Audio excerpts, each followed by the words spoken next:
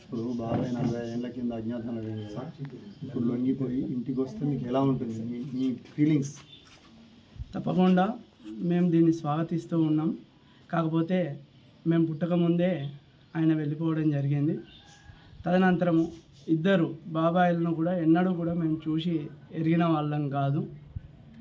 బాబాయికి పిల్లల యొక్క ప్రేమ, కుటుంబం యొక్క ప్రేమ, అదేవిధంగా కుటుంబం కూడా బాబాయికి కుటుంబం యొక్క ప్రేమను కూడా దూరం చేసుకొని ఎంతో నిస్వార్థంగా ఇన్ని సంవత్సరాలు ఆయన నమ్మిన సిద్ధాంతాల కోసం, ఆశయాల కోసం పనిచేసిండు. వాస్తవంగా నానమ్మైనా కూడా ఇన్నేళ్లలో గత సంవత్సరమే ఆమె 2022లో జరిగిపోవడం జరిగింది.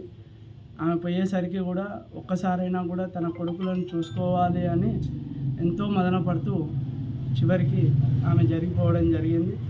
ఇవాళ వస్తున్నారు అని ఇంతమంది పాత్రికేయులు వచ్చి చెప్తూ ఉంటే ఒకవైపు నమ్మశక్యంగాను, మరోవైపు నమ్మశక్యం కాకుండా ఉంది.